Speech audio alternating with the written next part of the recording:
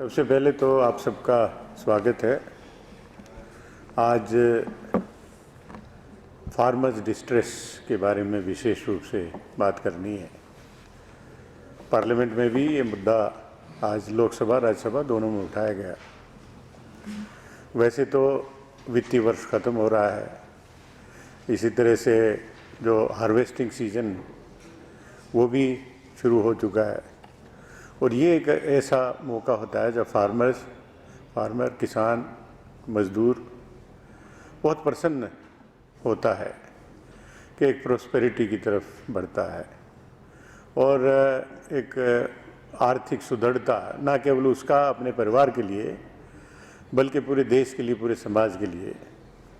अगर farm sector की progress सही है, उन्नति है, तो परचेजिंग पावर बहुत वाइड स्प्रेड रूरल एरिया से बढ़ती है, तो इंडस्ट्रियल सेक्टर, प्रोडक्शन, उस सब पे, मार्केट, इस सब पे प्रभाव करता है। लेकिन इस बीच में किसान सबसे बुरी दशा में है। अभी 2015 के NCRB डेटा वो रिलीज़ हुए, उसमें विशेष रूप से 12,602 टोटल, जिसमें फार्मर्स, कल्टीवेटर्स और एग्रीकल्चर लेबर सब सम्मिलित करते हुए 12,602 में 8,007 तो फार्मर्स और कल्टीवेटर्स हैं और 4,595 एग्रीकल्चर लेबरर्स। और ये दिखाता है कि किस तरीके से हमारा जो अन्नदाता है, किसान है, उसकी हालत है और किस प्रकार उपेक्षा केंद्र सरकार के द्वारा की जा रही है। भारत सरकार कहती है कि फार्म सेक्टर में, एग्रीकल्चर में 6% ग्रोथ रेट है, लेकिन आंकड़े कुछ हैं, वास्तविकता कुछ और है। आप देखते होंगे कन्याकुमारी से लेके और कश्मीर तक और मणिपुर से लेके महाराष्ट्र तक किसान आत्महत्या कर रहा है। साउथ का देख लीजिए, साउथ में तमिलनाडु के किसान जंतर मंतर पर बैठे हुए हैं, जो वो मरे हुए व्यक्ति किसान की, जो जिन्होंने सुसाइड किया, उसकी खोपड़ी और उसके हड्डियां लेके दिखाते हुए प्रतीक के रूप में कि वहाँ किसान की स्थिति क्या है। और इसी प्रकार आंध्र प्रदेश है, तेलंगाना है, केरला है, वहाँ सब इसी तरह की स्थिति है। और नॉर्थ ईस्ट में तो सुसाइड नाम की चीज़ नहीं सुनी जाती थी किसान की, लेकिन वहाँ भी मैं समझता हूँ डिकेड्स के बाद 4 गुना फिगर नॉर्थ ईस्ट में फार्मर सुसाइड की फिगर आई है। 91 से 95, 21 to 95 किसानों ने आत्महत्या की है, जिसमें आसाम में 84, अरुणाचल प्रदेश में 7, मेघालय में 2, मणिपुर में 1 और त्रिपुरा में 1। और अगर स्टेट वाइज बड़े स्टेट्स का देखा जाए तो महाराष्ट्र तो आप जग जाहिर है कि सबसे ज़्यादा है, 4,291, कर्नाटक है 1,569, तेलंगाना 1,400, मध्य प्रदेश 1,290, छत्तीसगढ़ 954, आंध्र प्रदेश 916, तमिलनाडु 606। और ये किसान मजबूर होके इस एक्सट्रीम स्टेप को उठाता है। अपनी जान आदमी को सबसे ज़्यादा प्यारी होती है, लेकिन उसको भी अगर खोने को तैयार है तो विषम परिस्थितियां जो क्रिएट हुई उसी वजह से, और वर्तमान सरकार ने जो फाइनेंशियल असिस्टेंस किसानों को दी जानी चाहिए थी वो नहीं दी। इन सब चीज़ों को ध्यान में रखते हुए कांग्रेस पार्टी ने विशेष रूप से कर्ज माफ़ी का, उनके बिजली बिल का जो आता है वो कैंपेन हम लोगों ने चलाया और 2 करोड़ किसानों ने मांग पत्र भी दिया कि हमारा कर्ज माफ़ होना चाहिए। वो प्रधानमंत्री जी को राहुल जी ने स्वयं मिलकर डेलीगेशन के साथ में वो दिए, लेकिन कोई कार्रवाई किसी तरह की नहीं हुई। और जो मिनिमम सपोर्ट प्राइस, बात तो बहुत हुई।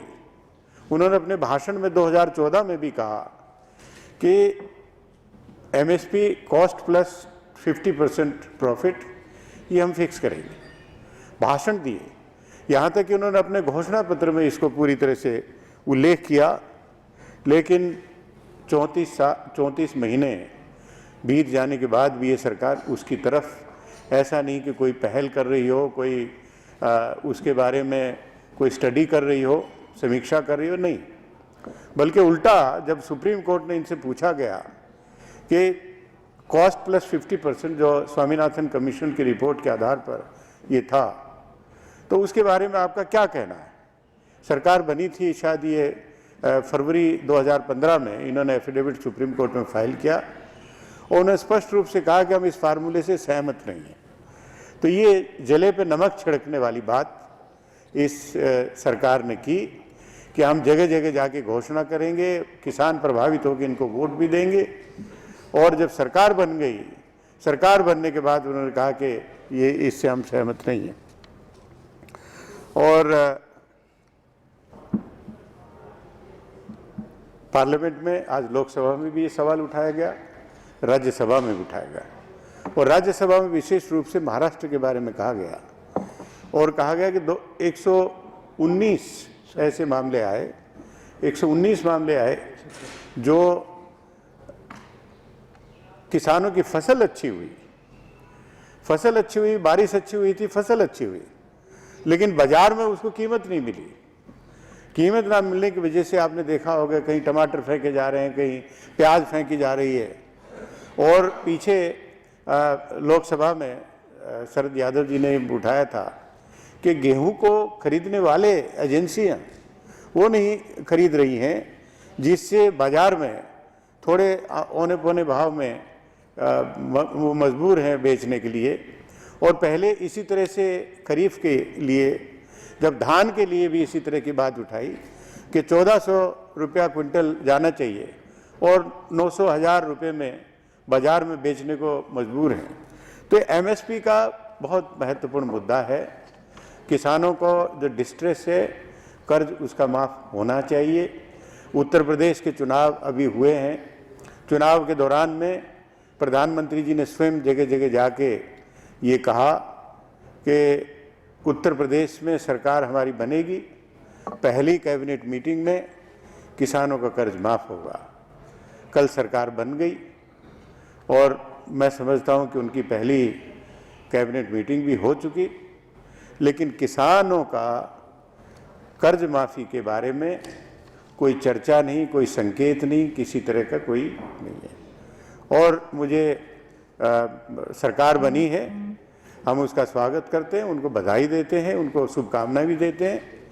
वो सफल होंगे तो वहाँ के लोगों का भला होगा। वो 5 साल का उनको मैंडेट है। हम चाहते हैं कि 5 साल वो इधर उधर की बातों में करने के बजाय किसानों के लिए, गरीबों के लिए, मजदूरों के लिए डट के करें। और विशेष रूप से उन्होंने लगातार 2014 से लेकर आज तक जो जो वादे किए हैं उनको ध्यान में रखते हुए अपनी जो गवर्नेंस पॉलिसी, सरकार की पॉलिसी वो बनाएं और उसको लागू करें, ईमानदारी से काम करें। तो यही विशेष रूप से बताना था और आपसे अनुरोध है कि जो भी प्रश्न हो तो जरूर करें। सर, सरकार का मानना है कि उत्तर प्रदेश में जो बीजेपी ने घोषणा पैसा केंद्र की तरफ से कोई लोन या कर्ज माफ नहीं होगा, तो वो वहाँ की कैबिनेट पर निर्भर करेगा कि वो कब माफ करते। लेकिन पंजाब में आप लोगों ने भी ऐलान किया था कि किसानों का कर्ज माफ होगा, कब आप लोग करेंगे? और दूसरा सवाल ये है कि किसान कर्ज माफी को आप लोग एक पॉलिसी के तौर पे चाहते हैं कि हर बार जब चुनाव हो केवल एक चुनावी घोषणा पत्र का हिस्सा और उसके बाद माफ हो, क्योंकि बार बार ये पॉलिसी के तौर पे आप लोग चाहेंगे? देखिए, आपको स्पष्ट कर दूं, हमने कोई घोषणा नहीं की थी, कोई वादा नहीं किया था, लेकिन 2008 में हमने कर्ज माफ़ किया। किसान की हालत देखी, परिस्थितियाँ देखी, उसकी आवश्यकता समझी, उसकी समीक्षा करी और तब निर्णय लिया। कोई घोषणा या आश्वासन देने का हमने पालन नहीं किया। और हम ये भी नहीं कहते कि उत्तर प्रदेश सरकार ने, कैबिनेट ने निर्णय कल क्यों नहीं लिया, मैंने नहीं कहा, लेकिन मैं सवाल जो उठा रहा हूँ, प्रधानमंत्री जी ने स्वयं कहा था कि जिस दिन सरकार बनेगी उसी दिन पहली कैबिनेट में ये होगा, ये उन्होंने कहा था, मैंने तो उसके ऊपर बात किया। वरना सरकार है, समीक्षा करके जो भी निर्णय लेना चाहें जरूर लेंगी, लेकिन मुझे ऐसा लगा कि प्रधानमंत्री जी ने, भारतीय जनता पार्टी ने सब पूरी समीक्षा कर ली है, पूरा मामला तैयार है, बस सरकार की बागडोर आते ही हाथ में और वो उसको प्रस्ताव को मंजूरी दे दी। मैंने सिर्फ ये सवाल उठाया था।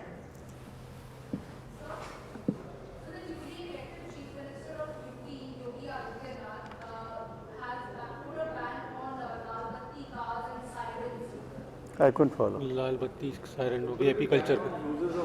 हाँ, No, the Punjab government has taken a decision to do away with the red and blue beacon. It's a good decision, and I think rest of the country must follow it.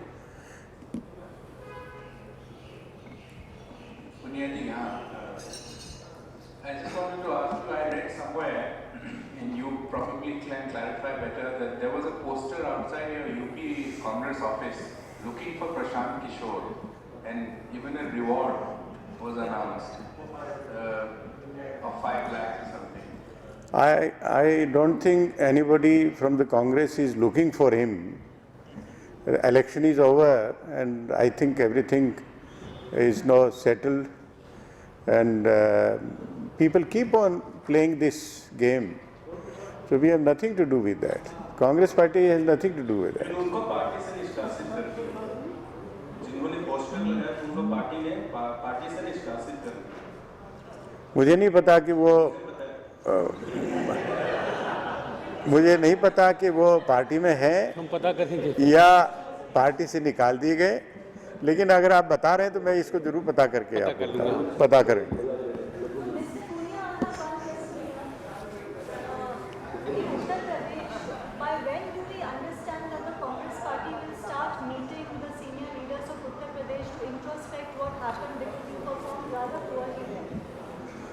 This is the Congress party at the state level has already carried out the exercise and reviewed with each and every candidate, the winning 7 MLAs and rest of the candidates who lost.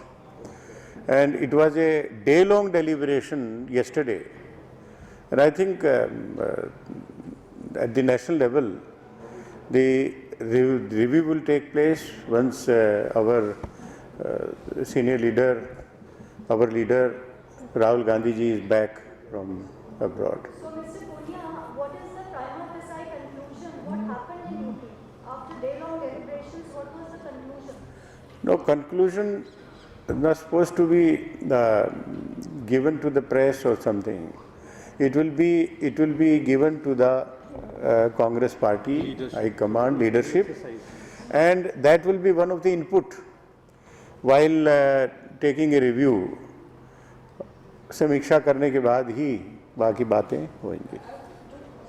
Yes, sir. One is that under whose leadership was yesterday's meeting, and secondly, is there a sense that you should not have entered into an alliance with the Samajwadi Party? All the subjects would be under review. Then I think the senior leader would get together and express their views. And decision will be taken only after a detailed review. It is necessary because whatever has happened is nothing to be proud of. Under whose leadership was it? Pardon? No, yesterday it was the Pradesh Congress Committee, Mr. Raj Babbar, and we were all there at the state level. Sanjeev, हाँ एक minute के बाद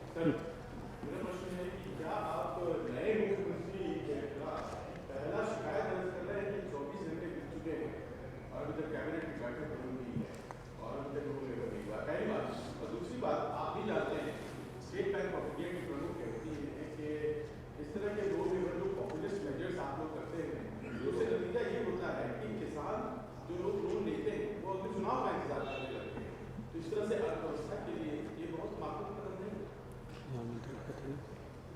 देखिए, मैंने सबसे पहला तो कोई शिकायत दर्ज नहीं की। मैंने केवल जो प्रधानमंत्री जी जगह जगह जाके कह रहे थे कि पहली कैबिनेट मीटिंग में किसानों का कर्ज माफ़ होगा, तो मैं केवल उसका उल्लेख कर रहा था।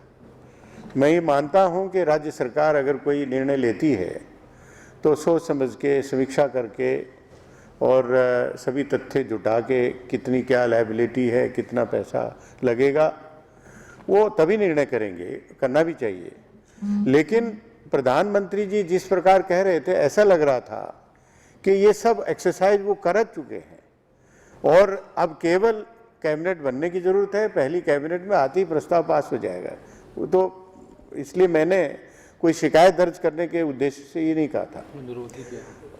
और जहाँ तक लोन वेवर का है, ये सरकार लोगों के लिए होती है और जब देखते हैं कि संकट है, घोर संकट है और आत्महत्याएं हो रही हैं, सुसाइड जगह जगह पर हो रहे हैं, अच्छी फसल होने के बावजूद भी हो रहे हैं, तो ऐसी परिस्थितियों में जब निर्णय लिया, आपको याद होगा जब 2008 में 73,000 करोड़ रुपया लोन वेव किया था, तो ऐसा नहीं कि बैंकों को कहा गया कि लोन वेव कर दीजिए।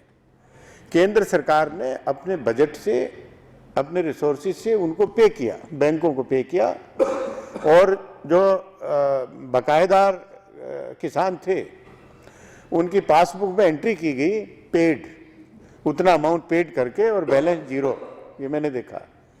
तो ये आवश्यक है और इसमें बहुत डिबेट हो सकती है, खिलाफ भी आवाज़ उठती है और पक्ष में भी पूरी जनमानस की तरफ से आवाज़ उठती है, तो ये सब चलेगा। जो कल शपथ ग्रहण समारोह हुआ लखनऊ में, उसमें जुगलबंदी दिखाई दी है। मुलायम सिंह यादव खास अंदाज में बातचीत कर रहे थे प्रधानमंत्री स्थानों में, मुस्कुरा रहे थे और पीछे आपके सहयोगी अखिलेश उनको इंट्रोड्यूस कराया गया खास तरीके से। कैसे देखते हैं आप उत्तर प्रदेश से आते हैं? देखिए, शपथ ग्रहण समारोह था और उसमें सभी राजनीतिक दलों के लोगों को बुलाया गया और प्रधानमंत्री हैं, शिष्टाचार के नाते वो भी सबसे मिल रहे थे और शिष्टाचार के नाते फिर बाकी लोग भी, जिसमें जो आपने उल्लेख किया वो भी थे। तो मैं नहीं समझता हूँ कि उसमें कोई आपत्तिजनक बात है। और अगर कोई गंभीर बात हो इसी को लेके, तो मैं नहीं समझता हूँ कि ऐसे मंचों पे ऐसी गंभीर बात हो सकती है, तो इसको अन्यथा ना लेके बहुत महत्व नहीं दिया जाना चाहिए। थैंक यू सर, क्या रीब्रीफिंग में बात होगी तो पता लगेगा। ये थैंक यू। Thank you. एक प्रश्न और है। आज हाउस में एसपी के नरेश अग्रवाल जी ने कहा कि जब उनकी गवर्नमेंट थी तो उन्होंने कोऑपरेटिव बैंक्स और भूमि विकास बैंक इनका जो किसानों पर ऋण था वो माफ किया। तो अगर यूपी की गवर्नमेंट इस तरह का कोई निर्णय लेती है तो आपकी क्या, अगर मान लीजिए? देखिए, जो कोऑपरेटिव बैंक और लैंड डेवलपमेंट बैंक LDB, उसको ऋण माफ़ किया, जो शर्तें थी उसके हिसाब से मैं नहीं समझता कि बहुत ज़्यादा लोगों को उसका लाभ मिला। लगभग 4,000 करोड़ की धनराशि जो उसमें खर्च हुई थी। और ये जो वायदा है, तो इन्होंने तो फार्म लोन के लिए पूरा वेव करने के लिए कहा है और फार्म लोन सभी जगह है, कोऑपरेटिव बैंक के माध्यम से भी, आप LDB के भी माध्यम से और विशेष रूप से बैंकों के माध्यम से, ग्रामीण बैंक हैं, KCC कार्ड के, किसान क्रेडिट कार्ड के माध्यम से, तो वो फार्म लोन है। तो इसलिए आप देखिए क्या निर्णय होता है, उसी के बाद इसमें आगे की समीक्षा हो सकती है। थैंक यू, धन्यवाद।